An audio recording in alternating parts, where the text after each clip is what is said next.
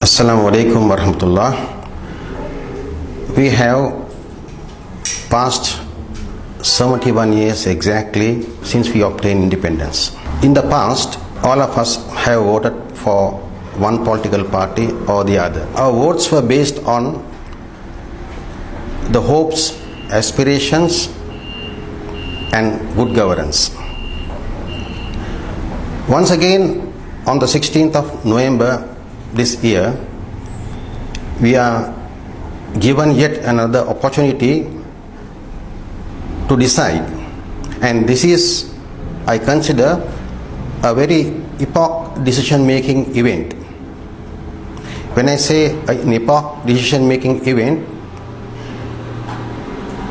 we all have to remember, since we obtained independence in 1948,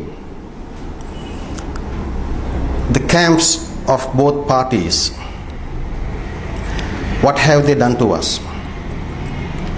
Have they fulfilled all the promises that were made at the elections? Now, if you look at good governance does not come about without national unity. National unity means that all communities should live in peace, happiness, without fear. Now, if you look at the present situation today, or the majority community is looking at us with suspicion. The Muslim community is living in fear of the majority community. When this happens, you can't expect a country to flourish and prosper. That is one sad side of it.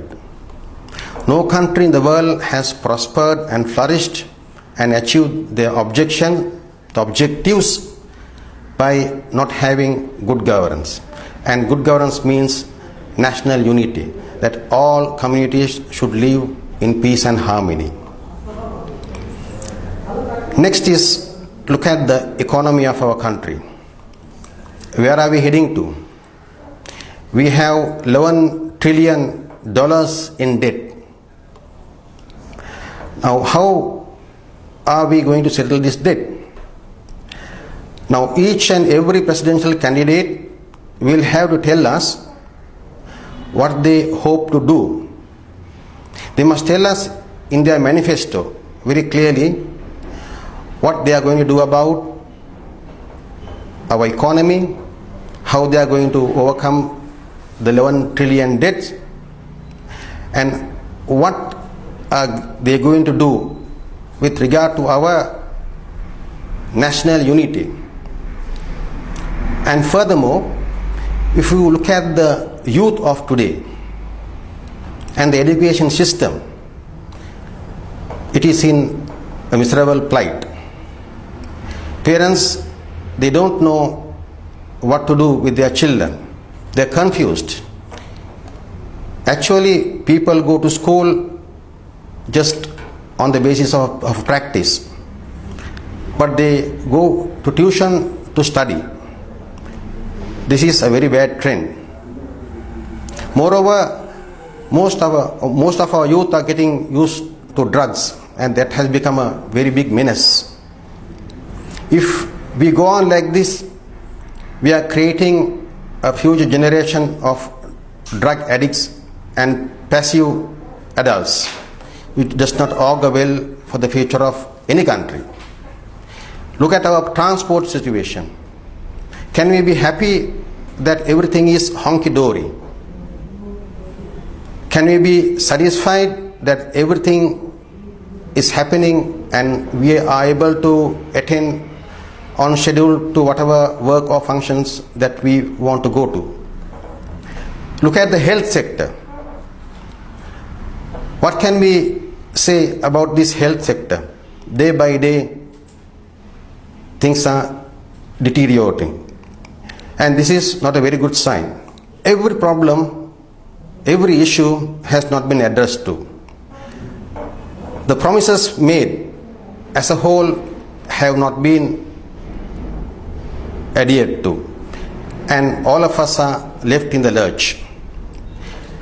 We are now at a very crucial stage. This is a situation of make it or break it. If we are just passive onlookers in this scenario, nothing will happen. Nothing comes out of nothing. We have to create something to get something. On a daily routine basis, we find our mothers getting up in the morning, doing about their household work, and they spend the whole time there. We see our fathers, they go to the office, they go to their business, and they spend the whole time there. Look at the children, they go to school for their education and things like that, and come back. Life has become so monotonous that we are not concerned of what is happening in the country. It is time that we woke up. It is time that we took some keenness, interest, without being selfish oriented, so that we make a change. If we don't make a change, nobody will ever do it for us, because the need is for us. We cannot go on like this. It is very important for us to understand at this very crucial juncture to select, to elect, and to vote for a presidential candidate who is honest, dedicated, who will deliver the goods, who doesn't have any sorts of bribery, corruption, or any other negative attitudes. It is time for us to wake up. We have to shed and put aside all party politics. We have to shed and put aside all party affiliations and wake up to the reality. If we don't do it now, it will be too late for us to regret later. We have to do it now for the future of our generation.